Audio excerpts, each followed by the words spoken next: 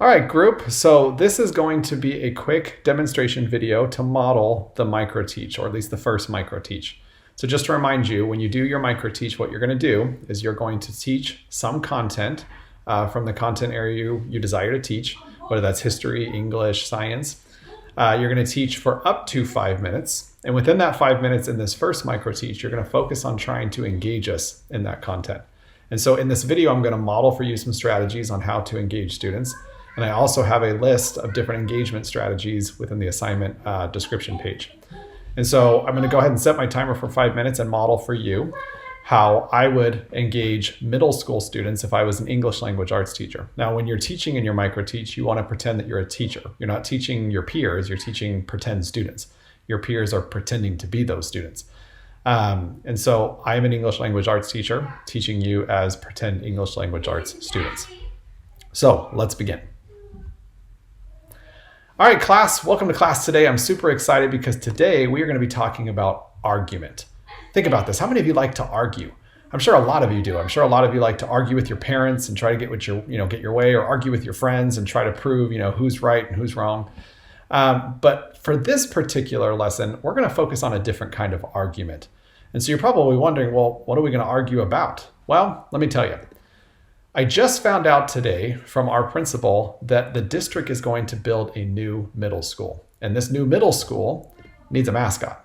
They've already got the design for the school. They already have plans for the school, but they need a mascot. Now, some of you might be a little worried about this because I know this is real news. This is not me making this up. I know some of you have heard that there's been plans for a new middle school. Well, they've actually approved it and they're moving forward with building this new middle school. And you're maybe a little bit worried about, am I going to have to go to that school? I like coming to this school. Well, we still have time before that happens. But in thinking about that, maybe your siblings or maybe even, younger classmates may go to this school. You have an opportunity to think about designing and having your input into that school. And so the district has been thinking about this mascot, and they decided, why don't we ask the students what kinds of mascots they might be interested in? And so going through that, let's ask ourselves that question. What makes a really good mascot? Let me share a couple of examples of mascots in our areas just to get you thinking. So first, in Santa Cruz, right, they have a college there.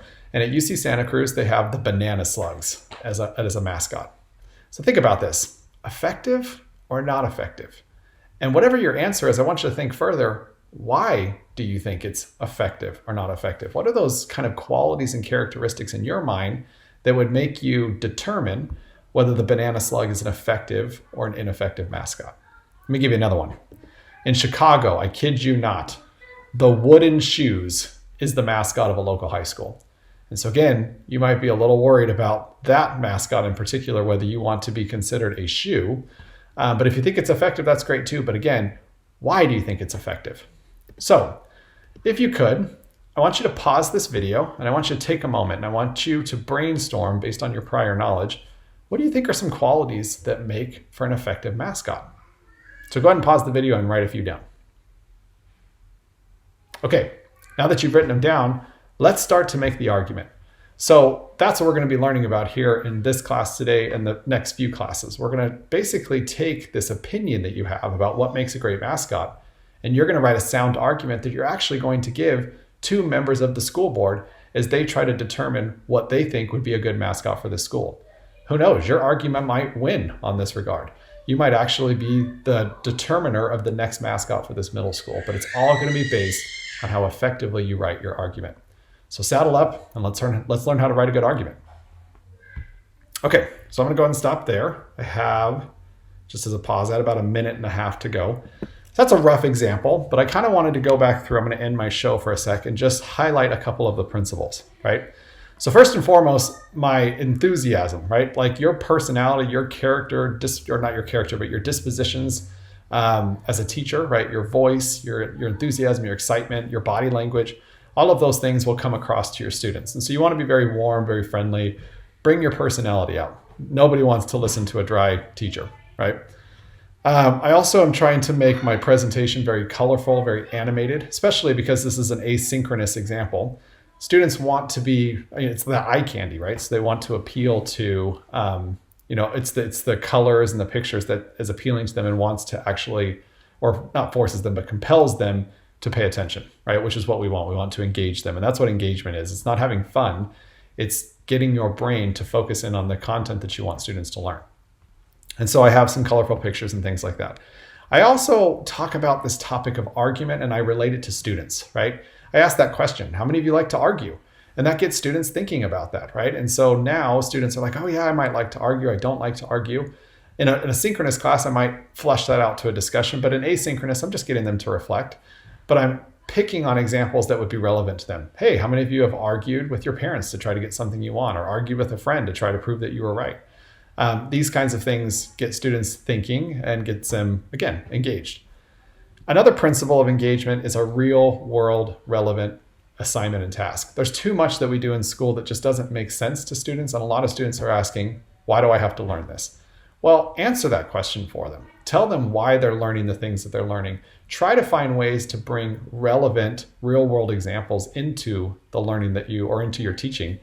And so that students get more engaged with wanting to learn the things that you're teaching them, because it matters to them. It matters to the world that they live in, like a new middle school.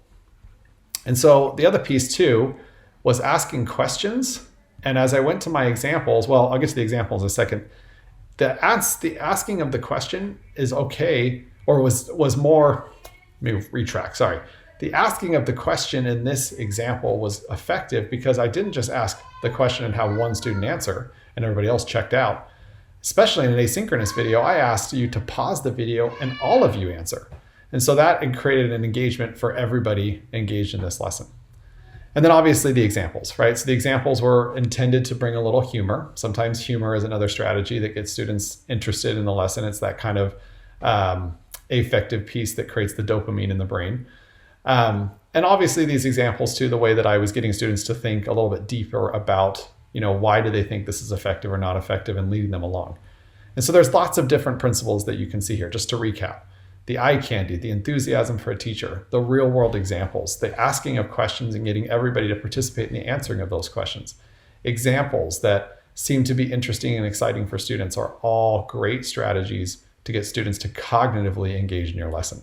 So you can use some of these principles in your own Microteach, or I'll refer you back to the assignment page for Microteach 1. I have a link in there, I believe from UC Berkeley, that has some different engagement strategies that you can use as well. Hi, one last thing I wanted to add too. Besides teaching up to 5 minutes or recording an up to 5-minute video, you do want to have some kind of a post reflection on what you did to try to engage us. You can do that as part of the audio if you want, or you can just do it as kind of a written reflection. So either way, I needed those two pieces. So once again, to recap in this assignment, you want to make sure you have a video up to 5 minutes, teaching content from your content area, trying to engage us using different engagement strategies. At the end of the video, little post reflection. What did you do to strategically try to engage us?